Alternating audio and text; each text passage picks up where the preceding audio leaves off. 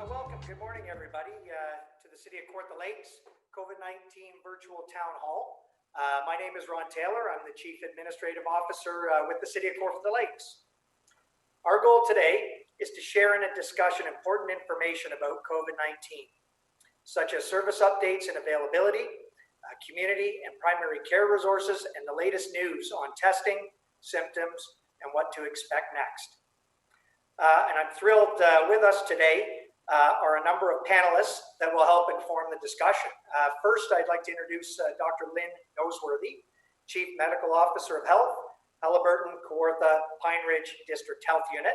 Morning. Kelly Isfan, who just recently joined us at the Ross Memorial Hospital as the new President and CEO. Congratulations and welcome. Thanks, Ron. We also have with us Barb Mildon, CEO of Community Care for the City of Kawartha Lakes. Thank you. Good morning, everyone.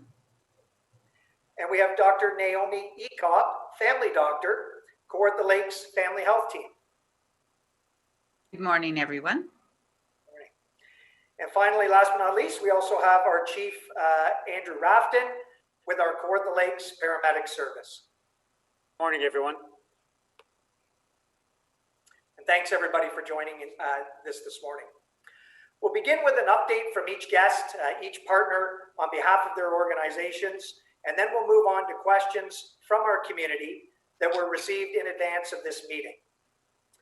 Before we do, though, get started, I just want to touch on some opening remarks.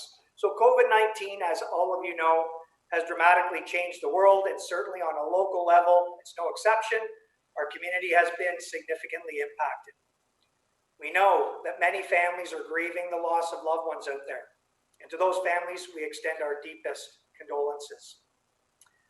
We also recognize the efforts of all of the essential workers and healthcare workers in our community who have been on the front lines every day, protecting and working for us so that we can remain safe. It will take all of our continued efforts to stay safe. And all of us on the call today encourage you to continue to follow public health guidelines so that we can get through this pandemic together. From a municipal perspective, the word together has played a large role in the success of moving forward through the pandemic. The city has been working very closely with all of our community partners over the course of the past few months and has been following advice and guidelines outlined by our local health unit to always keep safety a priority. We've been hosting our weekly Emergency Operations Center, which includes many health partners on this forum today, to provide updates to one another, to maintain stability locally, to respond where and when we need to, and to keep communications consistent across all platforms. We've echoed all COVID-19 updates from the health unit, as well as the province, on all our communication channels and to further share our message. Our mayor has held weekly media calls to provide news outlets with the right information for the public.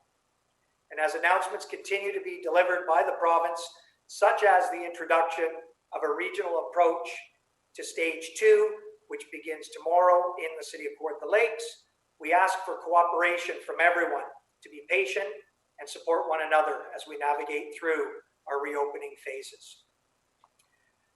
With all that being said, I'd like to move on to the roundtable updates from our panelists, who will each share how their organization has been responding to COVID-19 and what you can expect if you need to access their services. So first, I'd like to welcome Dr. Lynn Noseworthy from the Haliburton Kawartha Pine Ridge District Health Unit to speak to our local public health team's work to minimize the spread of COVID-19. Thank you, Mr. Taylor. Good morning, everyone. When I first agreed to participate in this virtual town hall a few weeks ago, I thought I would speak about the health unit's COVID-19 response and the public health messaging we have been sharing. Assume other people have COVID-19 and conduct yourself accordingly. So maintain physical distancing, wash your hands frequently and thoroughly, cough or sneeze into a tissue or your elbow if you don't have a tissue, wear a face mask or covering when you go out and cannot maintain a 6 feet or 2 meter distance from other people, and stay home if you're ill. These are all still very important messages, but so much has changed in just a couple of weeks. We now have an expanded testing strategy from the province that enables anyone with or without symptoms to be tested. The Premier has announced a regional approach to the reopening of services, and starting tomorrow, businesses within our area are being permitted to open under stage 2 of the province's recovery plan. And with the recent death of George Floyd in Minneapolis, Minnesota, we are witnessing demonstrations around the world as people speak out against anti-Black racism. If there is one thing that can be said about 2020, it's that it's a year of change. It all began late last December when we started hearing about a new virus that had appeared in Wuhan, Hubei province, China. By the end of January, we saw the first case of the novel coronavirus in Canada. And on March 14th, we saw our first case of COVID-19 in the city of Kawartha Lakes. It's amazing how quickly things escalated and the world changed for all of us. In January, the health unit reviewed its pandemic plan and began ramping up its response to prepare for the potential arrival of this new virus. Since then, we've been meeting regularly with the Ministry of Health and Public Health Ontario to learn all we could about this new virus, what it is, how it's transmitted, the symptoms it causes, how to test for it, and public health measures to prevent infection. This information continues to evolve. The health unit set up a call center to respond to the hundreds of phone calls coming in daily from healthcare providers, community agencies, municipal governments, school boards, and members of the public. We continue to receive phone calls and provide many resources on our website for the public. We've sent information packages to community groups, businesses and organizations to assist throughout the pandemic, and are now providing resources to support businesses and organizations in the reopening of the province. We put most of our public health programs and services on hold and moved our staff into the response work until the majority of our 135 staff were working solely on our pandemic response. Many of our staff now work on case and contact management, a lengthy process which involves contacting each confirmed case and reviewing everywhere they went and every person they were in contact with during their infectious period, which is 48 hours before the symptoms begin. We've worked closely with our healthcare providers, preparing for cases and helping to set up assessment centers for testing. We've worked with our municipal partners, organizations that oversee congregate settings like shelters and retirement homes, and farmers who are bringing migrant workers into the province to work. The city of Kawartha Lakes is one of 3 upper-tier municipalities served by the Haliburton-Kawartha Pine Ridge District Health Unit, and unfortunately is the area within our jurisdiction where we have seen most of our cases. As of today, there are a total of 156 cases in CKL and 32 deaths, 28 of which are related to the outbreak at the Pinecrest nursing home. We are now entering the second phase of the province's reopening. Our health unit is one of the areas permitted to move into stage 2. While I know we're all happy to see the return of hair salons, outdoor dine-in services at restaurants, and an increase in the number of people we can now see, I urge you all to remember the public health measures that helped us prevent the spread of the virus. We all need to be diligent in continuing to practice physical distancing, wash our hands thoroughly, wear a mask or face covering when we are out and cannot maintain that 6 feet or 2 meters of separation from other people, cover coughs and sneezes with a tissue, and stay home if we are ill. We are entering a new normal, but it is still far from the normal we knew in the past. We need to continue to work to protect ourselves and others from the virus. Without a vaccine, these public health measures are the only things keeping us healthy and helping to stop the spread of the virus. I frequently get asked about wearing masks. Initially, it appeared that there was no reason for people to wear a mask when out in public, and that only those caring for others should wear a medical mask. As I said previously, we are constantly learning new things about the virus and evolving our messages about how to protect ourselves from this virus. We came to learn that many people who have the virus are asymptomatic and could be spreading the virus without realizing it. That is why the messaging changed, and we are now recommending people wear masks when they are out and cannot guarantee a 6-foot distance from others. When we wear a mask, it is to protect others from any virus that we may be spreading unknowingly. As we see many more retail businesses and workplaces open in the province, it's important that they follow provincial guidelines to implement safety measures to protect their workers, clients, and the public, which may include the use of barriers, physical distancing, hand sanitizers, and the use of masks. I have been very pleased to also see the use of masks and physical distancing in the media coverage of recent demonstrations against anti-Black racism. We all have a duty to speak out against racism, and it's encouraging to me to see people do it safely. There is no room for racism in our world, and public health has been working for many years to put an end to racism. We know that visible minorities are often at a disadvantage when it comes to health.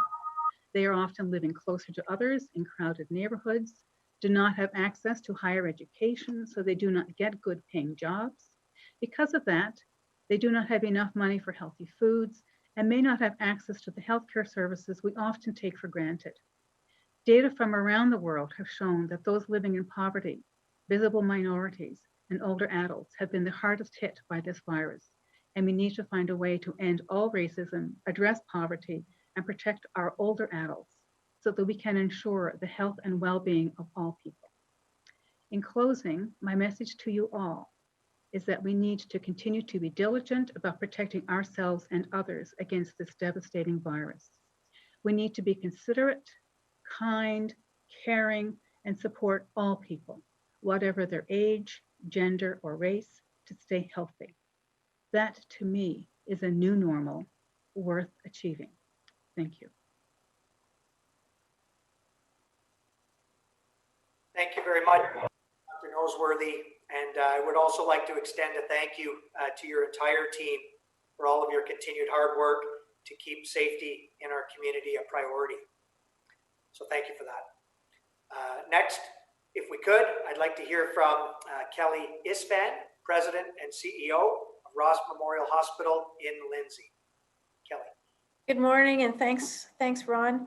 And first, I'd like to start with a big thanks to people in our community. We've seen really positive community support, monetary donations, donations of personal protective equipment, people sewing cloth masks for others. And just by staying home, people are helping us in the hospital and healthcare workers everywhere do our jobs. So a big thanks to our community.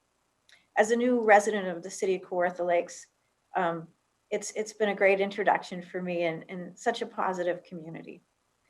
There was lots to learn, as Dr. Noseworthy said, with the beginning of COVID-19, but the RMH team was really quick to adapt. And there was a number of steps we took. We've got a lot of direction from the Ministry of Health and Ontario Health. There are new directives, especially at the beginning, coming out every day.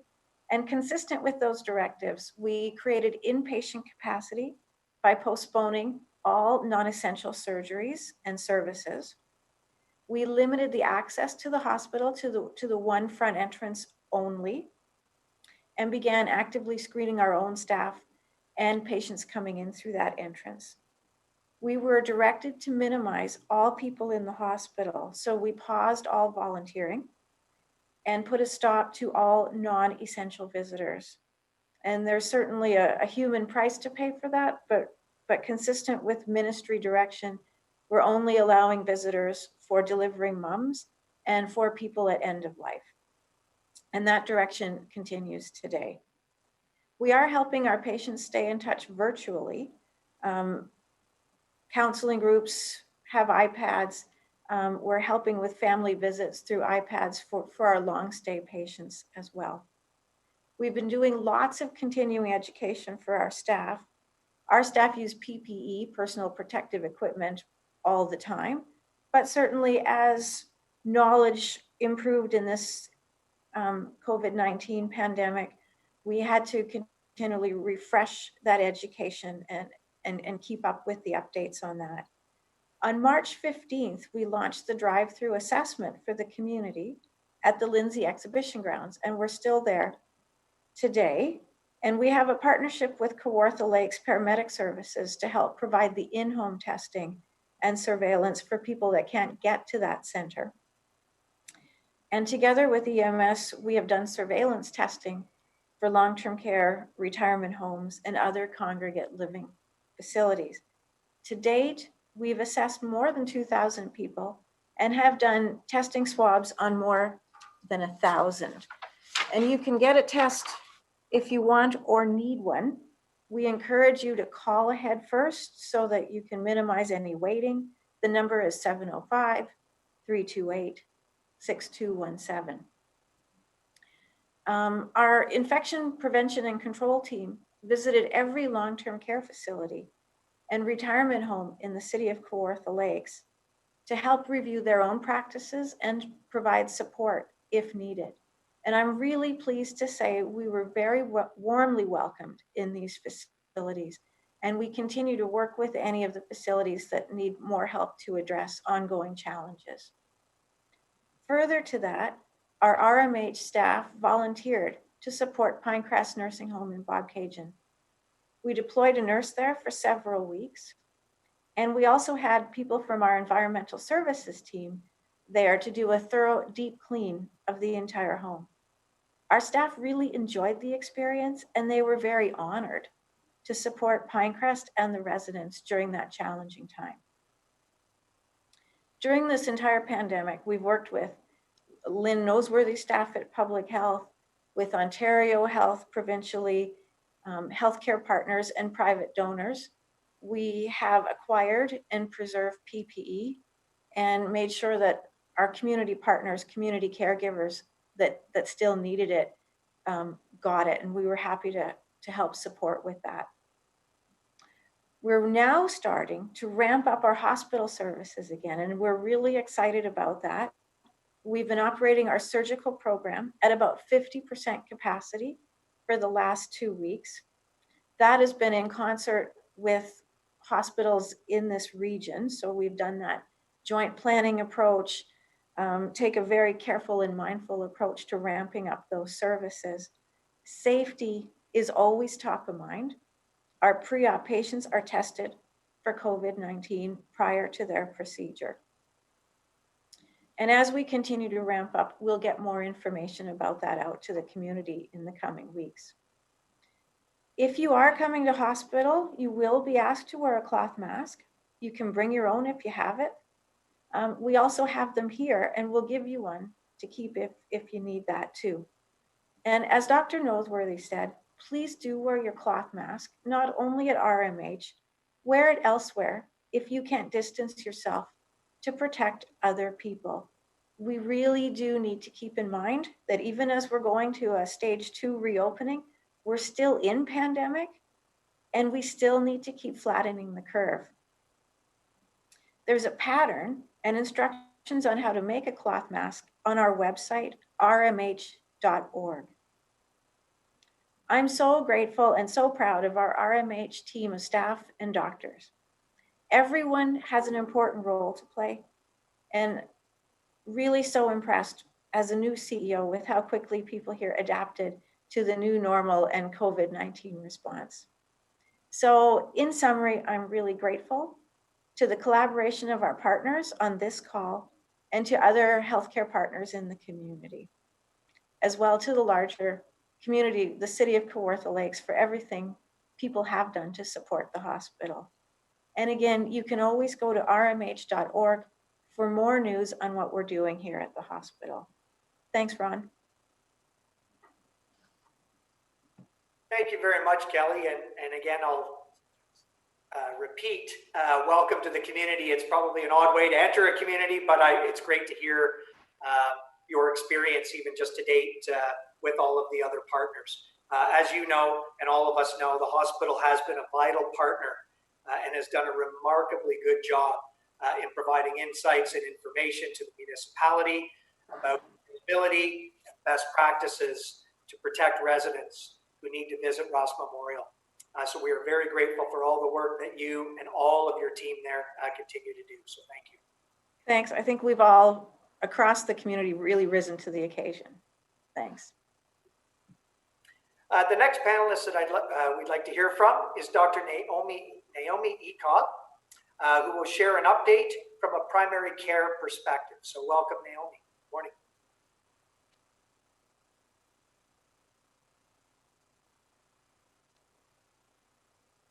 Sorry, Dr. Ecob, I believe the mute is still on.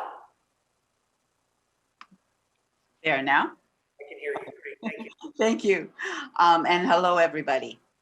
I'm Dr. Naomi Ecob, a physician with the Kawartha Lakes Family Health Team, and I'm pleased to provide an update on behalf of family care, primary care. The family doctors of the City of Kawartha Lakes continue to work hard to care for all members of our community.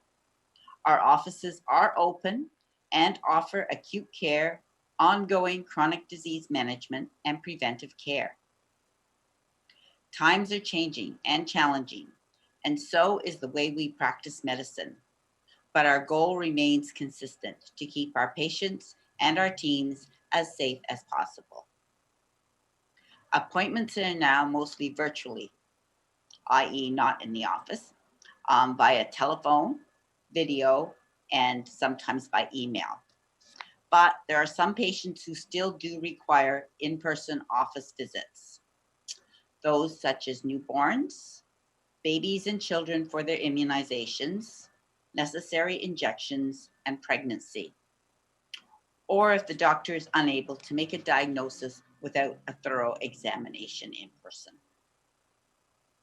If an in-person visit is required, he or she will be called the day prior, or sometimes the same day, to screen for COVID symptoms. If positive, then the patient's asked to call the COVID assessment center. On arrival at the doctor's office at your appointment time, and please don't arrive more than about 5 or 10 minutes early. This is to help us comply with social distancing. Please, 1, read the posted signs. 2, wear your own mask. And if you don't have one, we have one we can provide for you. And 3, use the hand sanitizer to clean your hands thoroughly. The doctor will also wear a mask along with gloves and goggles. Note, in-person office visits are well spaced out, so there's no waiting room full of patients anymore, and hopefully no waiting. All our offices and medical equipment are cleaned appropriately at least 2 times a day and after each patient visit, according to public health guidelines. All family doctors generally follow the same office guidelines, but each doctor might do things a little different based on their office setup, their number of staff, and the patient population. So it's always best to call your family doctor to get up-to-date information, as the way we practice medicine will continue to change during the evolution of this pandemic. And please do not walk in without an appointment. Our after-hours clinic is open Monday to Friday, 6 to 9 p.m., Saturday, Sunday, and holidays, 9 to 12, for patients with or without a family doctor. Note, screening for COVID-19 is done just prior to registration. Also, do not avoid going to the ER or the hospital for fear of COVID exposure. If you have emergency, please seek emergency care as needed. If you are a family member think you have COVID-19, then contact the RMH Assessment Center, 705-328-6217 for an appointment. No one in the City of Kawartha Lakes will be left without safe, appropriate access to care. Remember to echo what Dr. Noseworthy said: stay home, only go out for essentials such as shopping, exercise, or appointments. Wear your mask when in public, social distance 6 feet away, and wash your hands frequently. Then we can all be safe, happy, and healthy together. Thank you.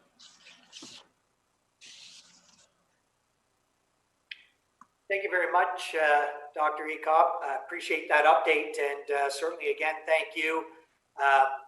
It's amazing. It's interesting to hear that, certainly amazing that access will not be denied, and that it's very interesting to hear how all of our local doctors and offices have had to adapt and adjust to this pandemic and the new normal, but they've done it heroically and extremely well. So please pass on those thanks on behalf of the community. Thank you for the update.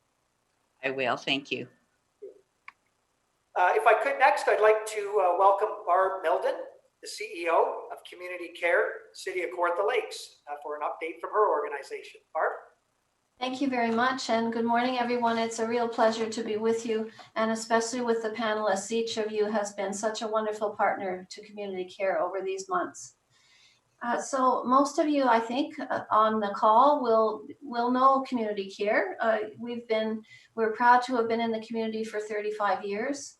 You might perhaps be a client of one of our physicians or nurse practitioners in our community health clinic.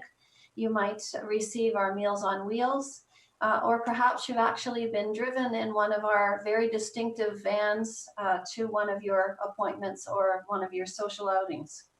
We actually have a program of almost 40 different services, and so we touch many aspects of life in the city of Kawartha Lakes.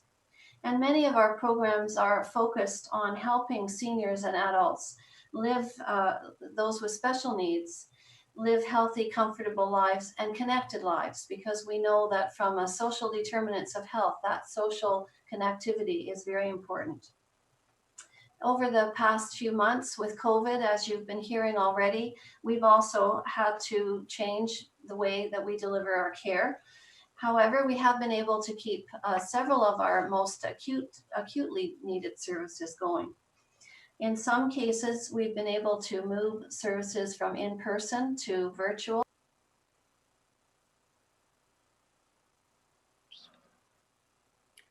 Sorry, my finger must have touched that button. So although some of our programs may have looked differently, we have been able to keep the main ones going. One of the things we've seen is that our Meals on Wheels program has grown by almost 25%. And that makes sense as we look at those who needed to isolate at home and have more difficulty getting out to grocery stores. We've also, though, been able to continue our personal support services in people's homes and to continue supporting hospice services. So those who are grieving and who need support from a palliative care perspective. I'm also proud of our staff for developing new programs that responded to the needs that emerged throughout this time. So for example, we have a care crew that actually goes out and helps seniors and others with special needs by doing grocery shopping, picking up medications or other tasks that again help those individuals to safely self-isolate at home. We've also developed a social isolation and caregiver relief program. And that was in direct response to not being able to offer our adult day program during COVID. As you can imagine, you can't bring a group of vulnerable seniors together under pandemic conditions. Yet those seniors are still somewhat isolated at home, and their caregivers have quite a burden in having to care for them. So through this service, we send our staff into the home and provide that respite for both the caregiver and the engagement with the client. As I look ahead to where we are today and looking ahead especially to tomorrow and opening to phase 2, we're definitely continuing to increase our services and to ramp them up again. Of course, we are continuing to follow all of the ministry and public health guidelines as we do that. Our COVID management committee continues to meet weekly, and we receive the daily updates and share those with that team. I also really want to note that I'm very grateful to our boards of directors for both our organization and our foundation, who continue to meet monthly and for their committee meetings and provide their expertise and guidance to us throughout this time. So over the coming weeks, and with a focus on the week of June 22nd, we're ramping up our number of in-person appointments at our community health center. We're also resuming our foot care clinics that take place across the city of Kawartha Lakes. And we'll continue to keep our public updated through our website, www.cccKL.ca. I certainly look forward to working with the team here at Community Care in serving the community as we all make progress in our fight against this pandemic. And again, I want to express my support or my appreciation for the support and partnership we've received. In closing, I thought I would share 2 pieces of feedback from our clients that really gave us a wonderful, bright day. One of them is from a caregiver. I just wanted to say how much my mom is enjoying these meals and how we appreciate the service that you are offering. My mom said they're delicious and healthy. Also, when my mom got her Easter dinner, she was self-isolating at that time. It was delivered by an individual dressed like a bunny, and she just got such a kick out of that. I really would like whoever has contributed to this to know how much my mom and her daughter appreciate this service. And secondly, a more general one, I'd like to express my gratitude to everyone for doing so much through your services for our community during this unsettling time. So again, our clients and our caregivers are our North Star here at Community Care. We look forward to serving you. Again, to all of our partners, thank you for your support. And Ron, I'll turn it back to you. Thank you very much, Barb, for that update. And I don't need to say it to this group, but certainly it's important. You know, Community Care has been a very large partner in providing a range of health and support services for people of all ages throughout the pandemic, but really throughout the community and ongoing, even pre-pandemic.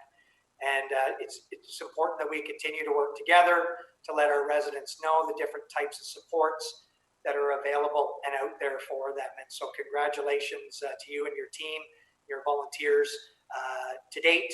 And certainly we look forward to many more years of partnership and support from your organization. Thank you. Thank you again.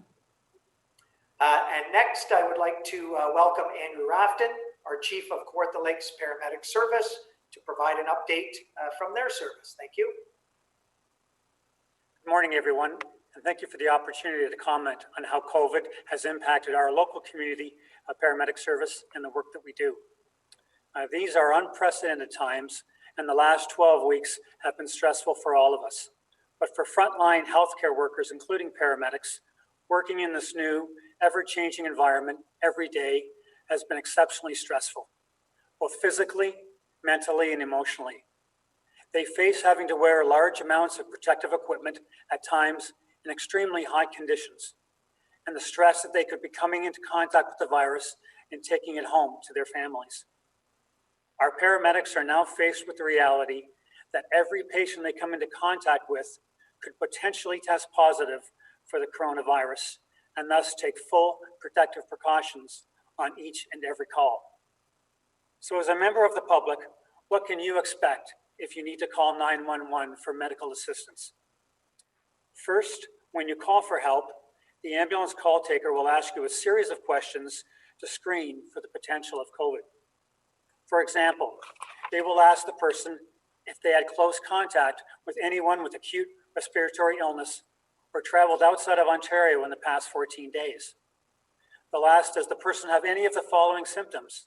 Fever, new onset of cough, worsening cough, shortness of breath, sore throat, difficulty swallowing, chills, or a headache. Please remember to answer these questions honestly. Answering yes to any of these questions will assist the responding ambulance and will not delay our response in any way. Second, when the ambulance arrives, please do not approach them and understand that precautions must be taken to keep both you and our paramedic staff safe. Our staff have been directed to outfit themselves in full protective equipment for every call, which includes a surgical gown, mask, face shield, and gloves. Upon making contact, you will be asked, if able, to wear a surgical mask to reverse isolate. This will add an additional protective barrier between you and our paramedics. Once again, you will be asked a set of questions similar to those that were asked by the ambulance call taker to help determine whether you screen potentially positive or negative for COVID. Treatment and transport to the most appropriate medical facility will then proceed as normal taking all necessary precautions. We have seen a noticeable reduction in call volume for paramedic service by as much as 35% in the first 3 months of the pandemic. But what we have noticed is an increase in our high acuity calls. This has led us to think that some of our residents are suffering in silence at home, resistant to call us when they are sick, not wanting to attend the emergency department because of this outbreak. Please monitor your health closely and call us if you need us. We are there for you. I am extremely proud of the exceptional care and compassion our paramedics continue to demonstrate every day throughout this health crisis. They have risen to the challenges they have been presented with, and I know their hard work and dedication is appreciated by all the members of our community. Throughout our response to this pandemic, we have established some very important community partnerships. One no greater than with our local hospital, the Ross Memorial. We have expanded our community paramedic program and are now a mobile extension of the Ross Memorial Hospital's COVID Assessment Center. Our team of community paramedics are able to offer in-home testing for those that are unable to travel to the drive-through assessment center here in Lindsay. We have completed over 100 tests of symptomatic clients. We have been able to provide follow-up visits to high-risk patients and have been able to support testing in Kawartha Lakes housing and our homeless population. We have been able to play an integral role in the surveillance testing in long-term care facilities and other congregate settings, helping to perform over 1,700 tests to this point. Moving forward, these tests of long-term care home staff will continue as part of the province's long-term strategy for testing. In return, the Ross Memorial has been able to assist our service with the critically important procurement of personal protective equipment.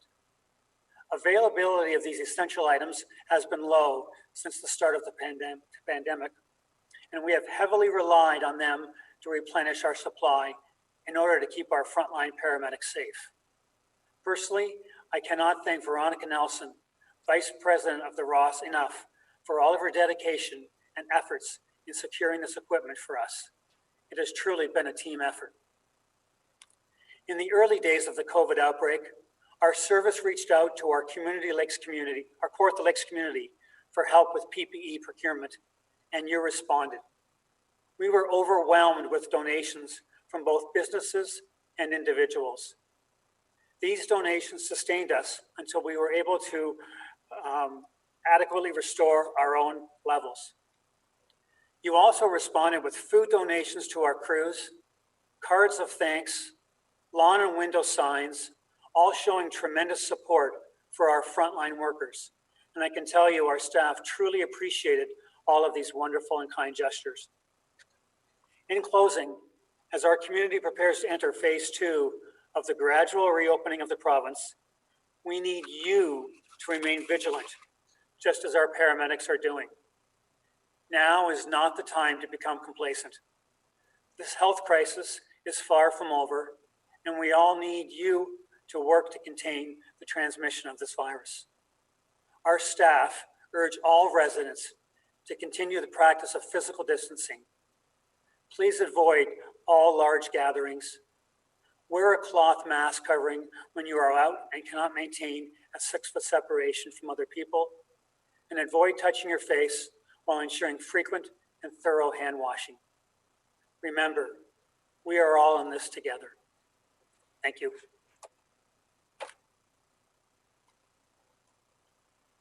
Thank you so much, Chief Rafton, for those updates. And I certainly would like to echo your statements, particularly on community and partnership experienced throughout the past few months. It's been absolutely tremendous support that we have seen, and quite frankly, it is overwhelming.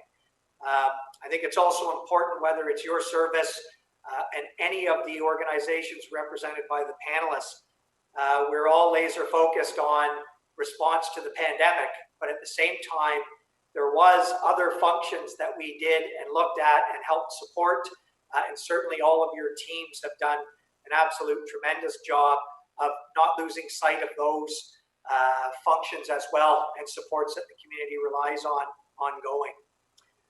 And I think with the paramedic service, obviously front and center from a municipal standpoint, I'd also like to use the opportunity to just acknowledge and thank the other local emergency services that also help and support various functions, including our health response, whether it's our municipal fire service or both of our local police services serving the area.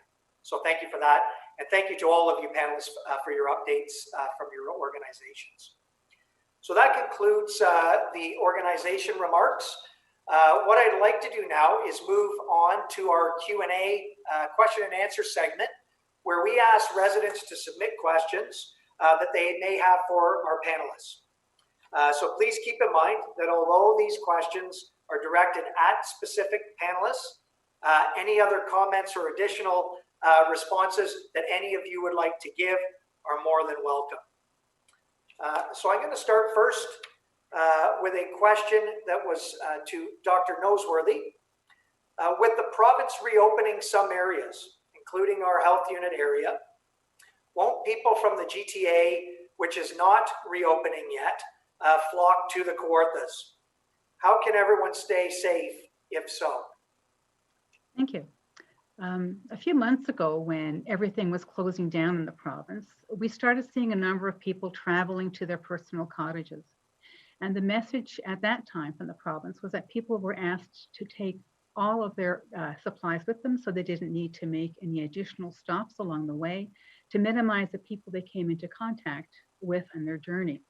They were also asked to follow the public health measures, and I'm very encouraged to hear everybody using the same language, because it is a very key message from a public health perspective.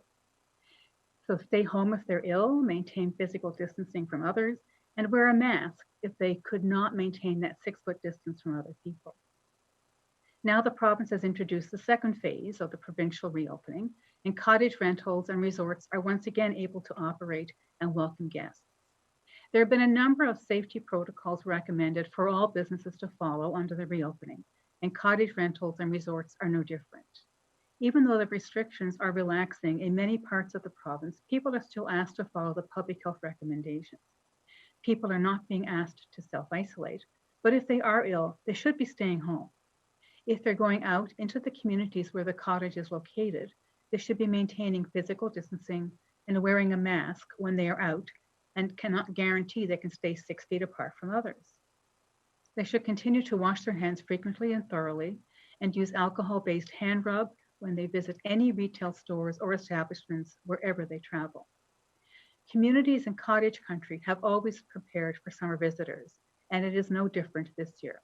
I think the assessment centers that are in place are centrally located and easy for people to visit if they are traveling to the area.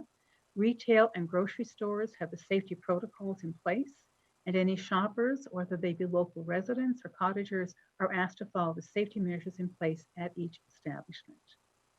Thank you. Thank you for that. We'll move on to the next question, which was, can I accompany someone to the hospital in an ambulance? And so maybe I'll ask Chief Rafton for a response. Thanks, Ron. And thank you for the great question and very relevant question.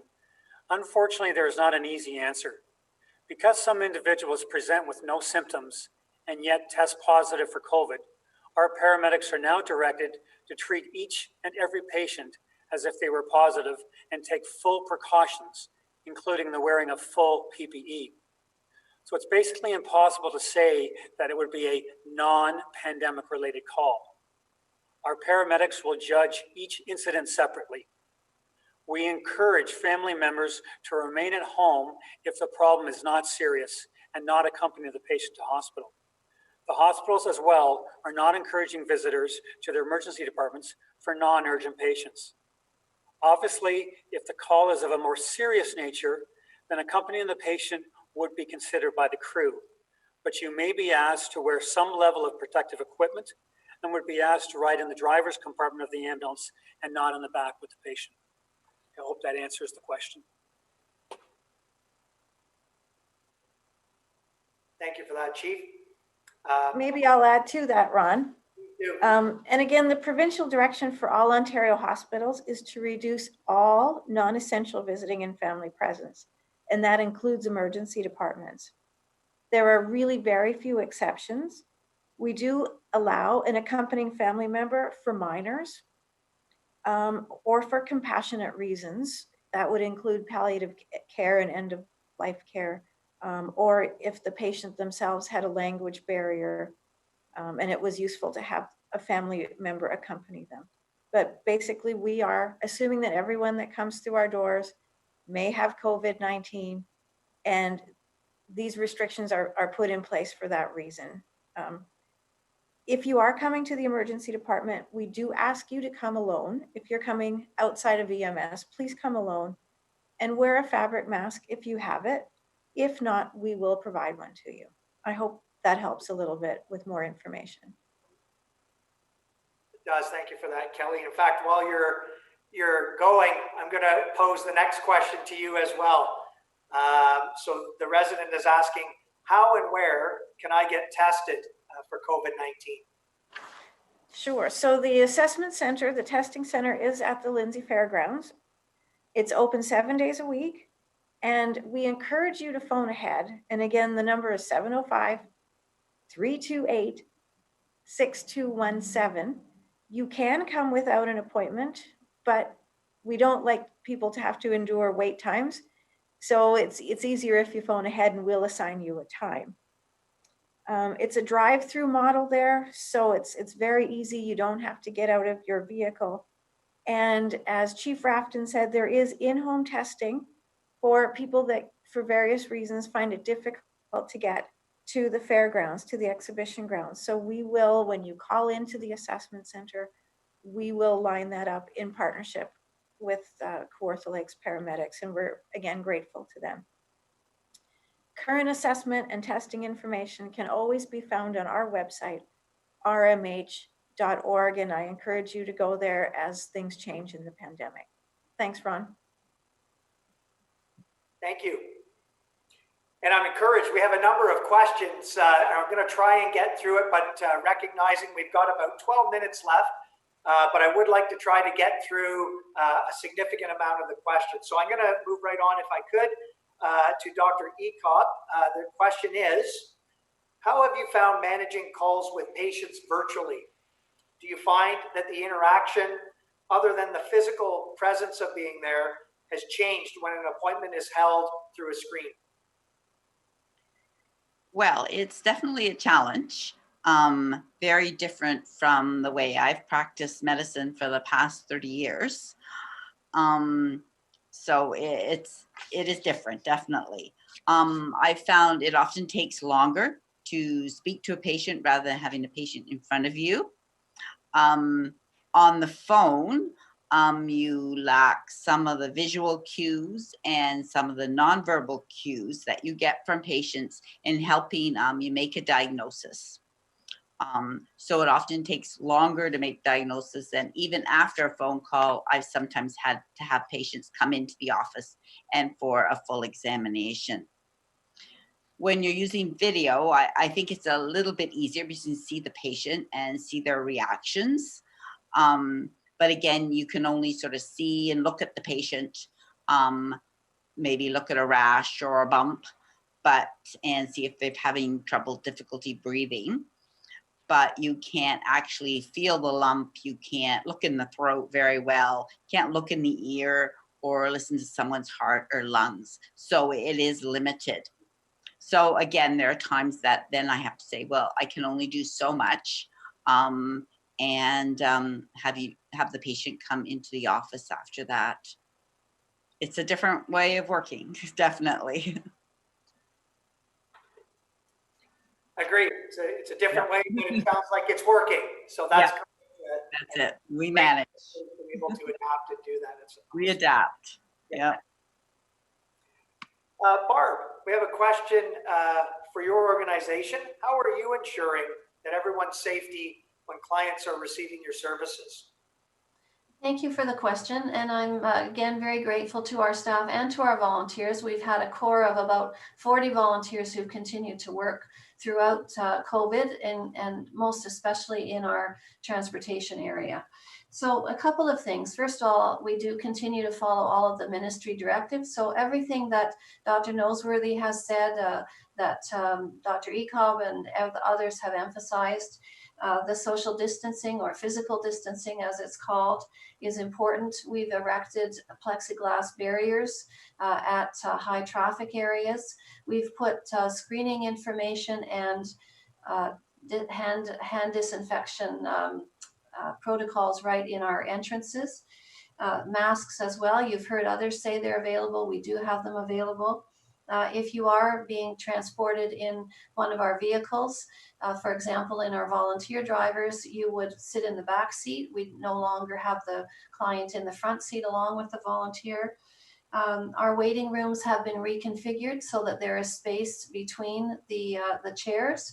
And of course, things that would have been shared in the past, such as toys for children, magazines, have been removed.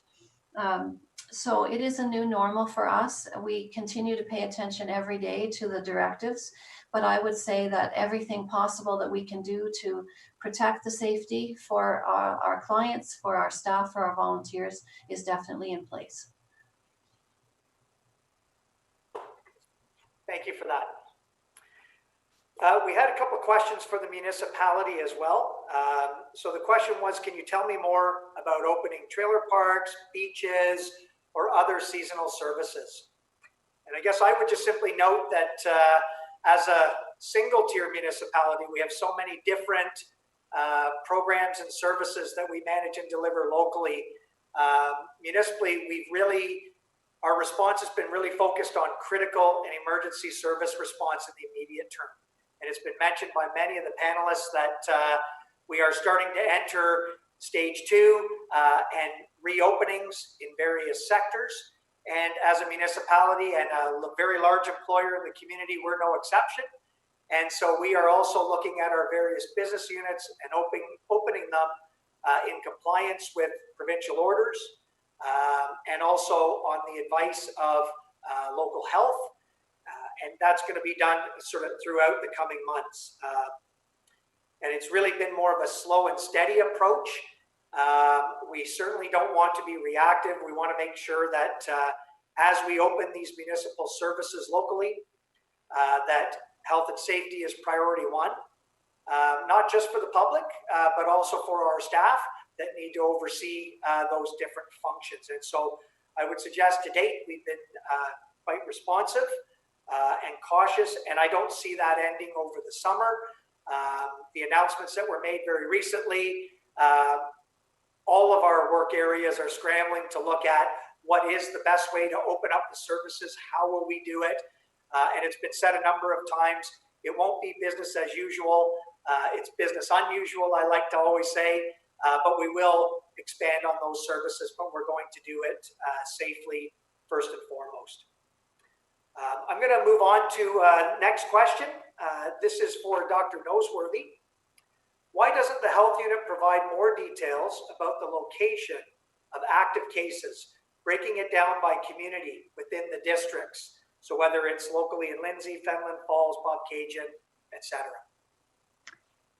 Thank you, Mr. Taylor. This is the most frequent question that we receive, and not just from CKL, but from our other upper and lower tier municipalities. The health unit posts updated information about the number of confirmed COVID-19 cases in each county on our website daily. We include the number of high-risk contacts, the number of probable cases, the number of people who've been hospitalized, the number of cases that have been resolved, and the number of deaths. We also provide a very detailed epidemiological report that includes information on the gender of our cases and the age range of our cases. We do not provide information broken down by lower tier municipality or community. This is done because the health unit has the legal responsibility to protect personal health information it has collected under various pieces of legislation, such as the Health Protection and Promotion Act. Although it may seem that our geographic area has a large enough population to make it impossible to identify an individual, We essentially cover 3 counties comprised of very small towns, and it would be very easy to identify someone who tests positive. A test result is a snapshot in time. If a person tests positive, that tells us that they had contact with an infected person probably about 2 weeks prior. It would have taken the person maximum 10 to 11 days to show symptoms of an infection, more time to get the test, and then time for the health unit to receive the test results back. In the meantime, before the person showed symptoms, or if they never developed symptoms, they would be out in the community. That is why I keep reminding people to treat everyone they encounter as if they have the virus. Maintain physical distancing, wear a mask if you're out and cannot guarantee a distance of 6 feet, wash your hands frequently, stay home if you're ill. These are the measures that will help keep us all healthy, more so than knowing whether someone in your town tested positive. We've learned over time that some people can have COVID-19 and not have any symptoms at all, or any of the typical symptoms. That means that people could encounter an asymptomatic person at any time or in any place. Knowing where a positive case lives will not protect someone from getting ill. We need people to recognize that COVID-19 is in the community and they are at risk of getting the virus. So it's important to follow all the public health precautions to protect themselves and stop the spread. If a person has been in contact with a confirmed case, they will be called by the health unit. Every confirmed case is contacted by our staff so that details can be obtained about every place that individual visited or person with whom they were in contact during their infectious period. Every one of the identified individuals, for example, a contact, is then contacted and told to self-isolate and watch for symptoms. If the contacts develop symptoms, arrangements are made for them to be tested for COVID-19. This case and contact management is very thorough and can take hours to complete. Health unit staff are in contact with cases and contacts daily to ensure they remain in self-isolation for the required period of time. As well as Medical Officer of Health, I recently issued a Section 22 class order under the Health Protection and Promotion Act that allows the health unit to seek fines for people who do not self-isolate after they have A, been confirmed to have the virus, B, have signs and symptoms of COVID, have been tested and are awaiting results, C, otherwise have reasonable grounds to believe that they have symptoms of COVID-19, or D, have been in close contact of a person mentioned in A, B, C, or D, A, B, or C. Health unit staff are in contact with these individuals daily to ensure they remain in self-isolation for the required period of time. Thank you. Thank you very much, Dr. Noseworthy. And again, thank you, everybody. I apologize. I want to thank the residents that were engaged and provided the questions. There were some that we didn't get to. We will be encouraging you to go to our respective organizations' websites. Some were mentioned to find that information. And we'll certainly do our best to follow up on the ones that were submitted directly.